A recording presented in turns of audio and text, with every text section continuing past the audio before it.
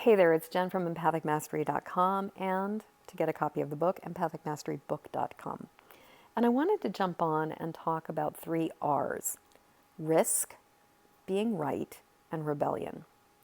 And the reason that I'm jumping on and talking about it right now is because I just got off the phone with my brother. And my brother is a doctor in management in a major health facility in New England. And so he is in the front lines, he's seeing what's happening, and he has a unique perspective about how serious and grave the coronavirus pandemic is.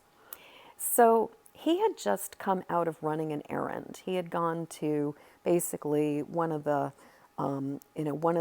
sort of like home improvement stores to get some stuff that he needed, supplies to basically like plumbing supplies that were kind of like essential. And so it was one of those things where he planned it very carefully, he strategized it, he went into the store, he grabbed the thing that he needed, and then basically got the hell out of Dodge. But while he was there, he was really struck by a couple things. One, he was struck by the fact that there were people like crowding the store.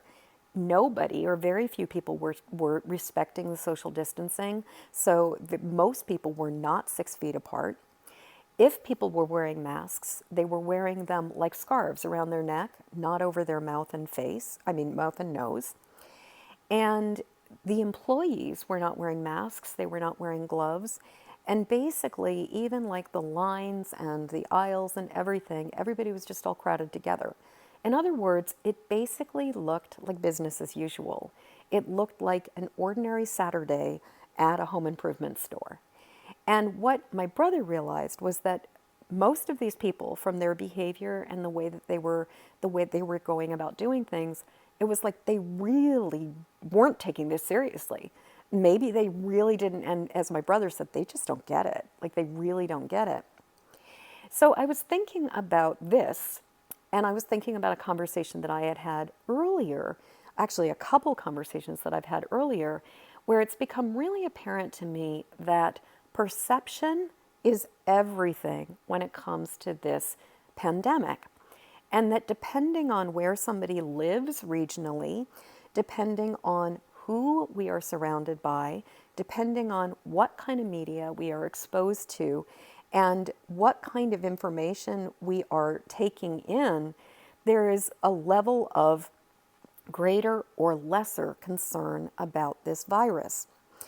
And what I noticed is that, for example, people who are sort of in the center of the country and in the places where the virus is not as pervasive as it is on the East Coast, in many ways, there's not as much concern. Although, hey, even here on the East Coast, according to my brother, and I certainly have to say, the very few times that I've been out and about here in Maine, I have been struck by the number of cars in parking lots, struck by just the fact that so many people are still out and about.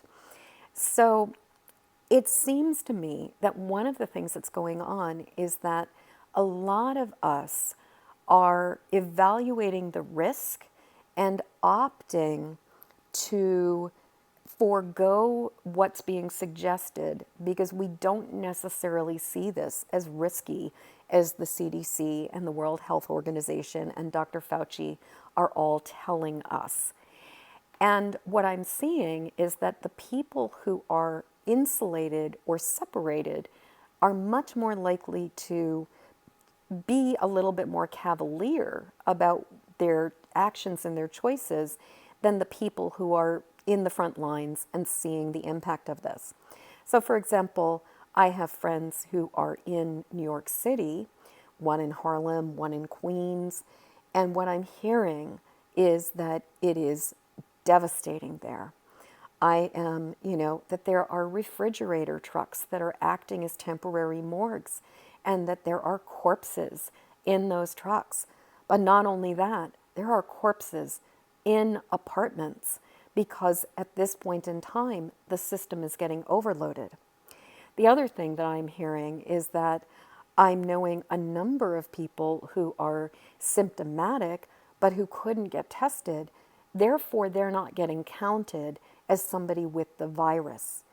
And while certainly there are people who are ending up in the ICU and ending up in hospitals, there are also a lot of people who are just staying home and being really, really sick at home.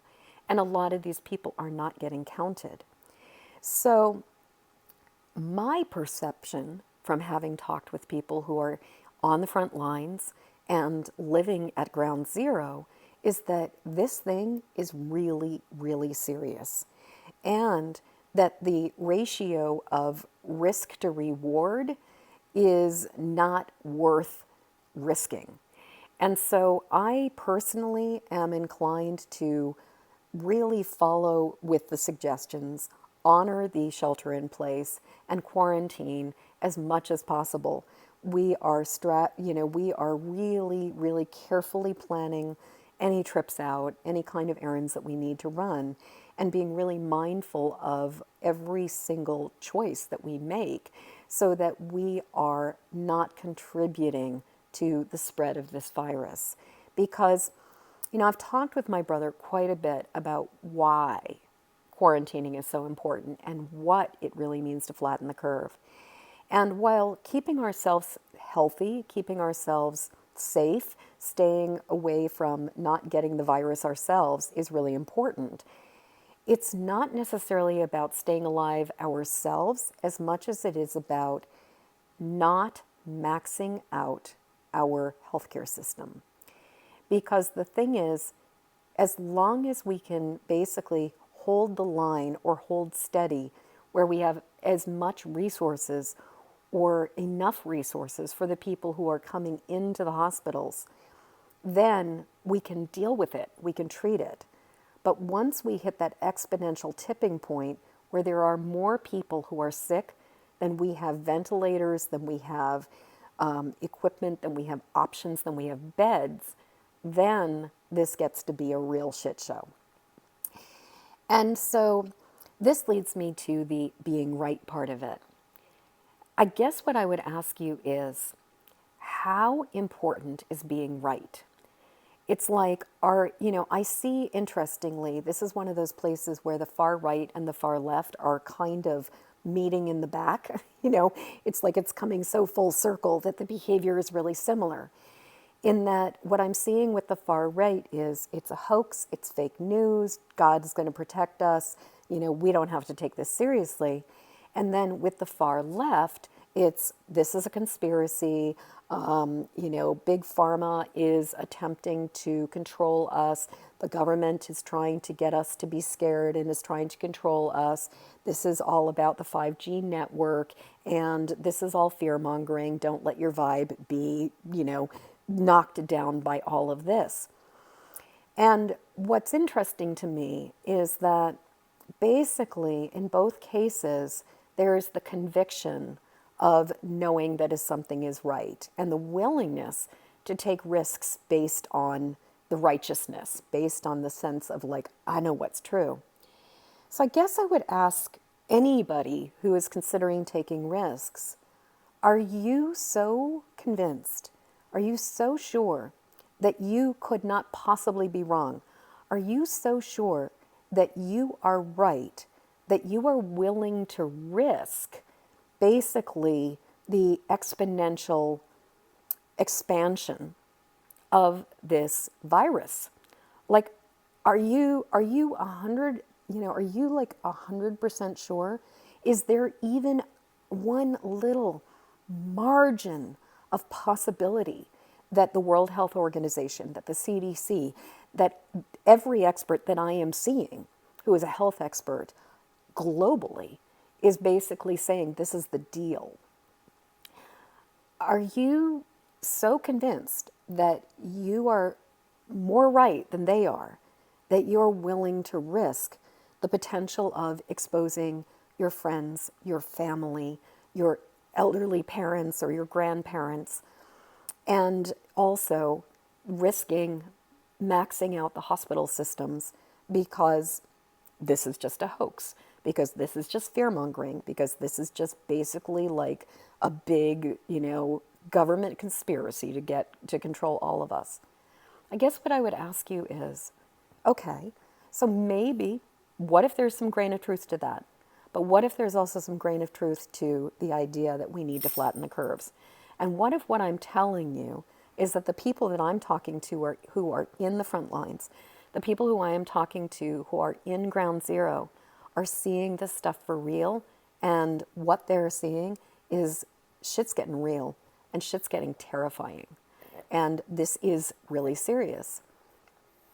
Are you willing to maybe consider that in some ways it's like no harm, no foul?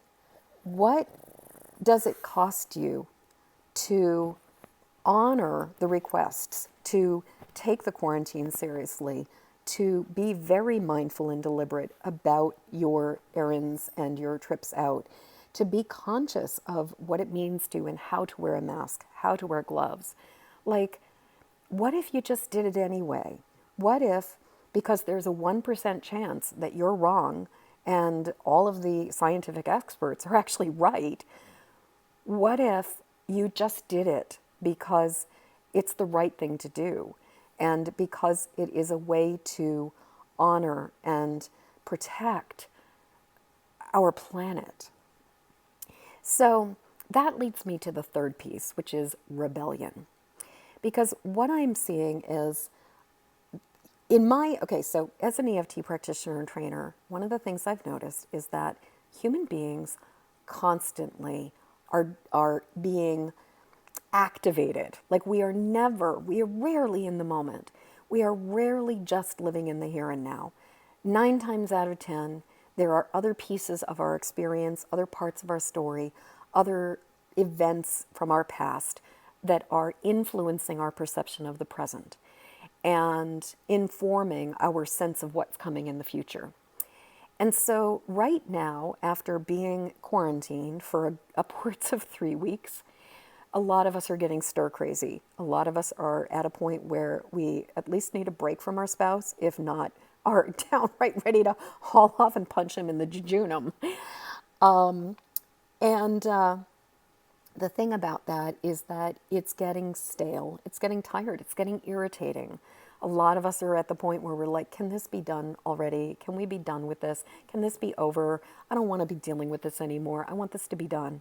And then here in Maine, it's like 20% of the population has no power. We lost power 2 weeks ago, I mean, not 2 weeks ago, sorry, 2 days ago, and still like out of 649,320 or 649,326 households that gets power from CMP, we still have over 115,000 households that have no power. I am incredibly grateful to say that we actually have power, but we're out of internet. And so nothing like a pandemic and a quarantine with no internet to really make you kooky. But the thing is that on top of just the fact that it's getting hard, it's not necessarily fun to be quarantined for endless periods of time and to feel like the choice to go out is out of our control. There's also this part of us that is going to get stirred up for a lot of us, which is the rebellious teenager or tween inside of us who got grounded. You know, there's that meme that's been going around that's kind of joking that Mother Nature is basically like, okay, go to your room and think about what you've done. But it's not so far from the truth in terms of how, as human beings, when something is inconvenient, when something is not fun, there is a part of us that is going to feel like the rebellious teenager or is going to remember what it was like to be grounded as a kid.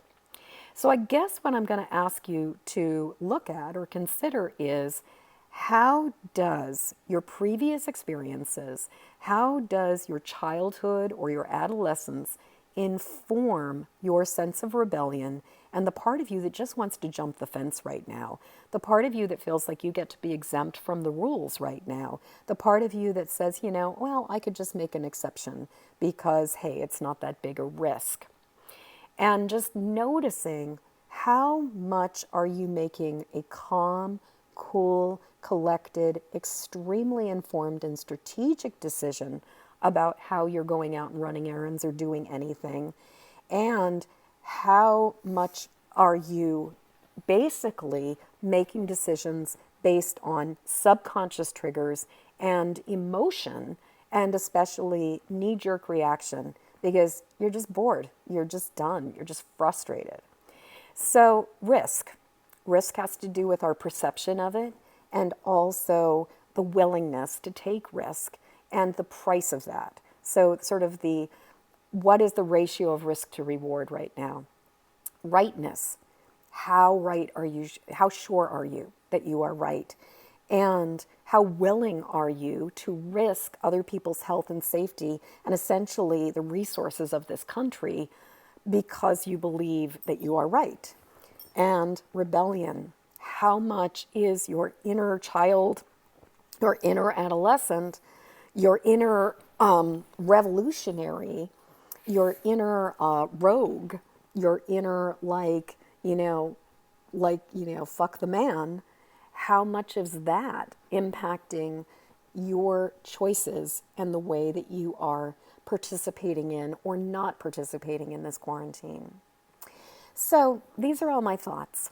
What I will say is that as an intuitive, as a psychic with my spidey sense, and as somebody who's been talking to a lot of people, my sense is that, yeah, there are parts of this country and places where the risk is low right now and where people are not necessarily grasping the magnitude of this illness.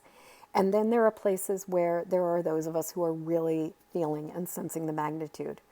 All I will say is that my instincts, my gut, after doing a lot of tapping and after really releasing the fear so that I'm not being driven by fear and I'm not in a place of reactivity, what I am still feeling is this shit is real. This is serious. And we really need to respect the magnitude of what this will be if we do not respect it.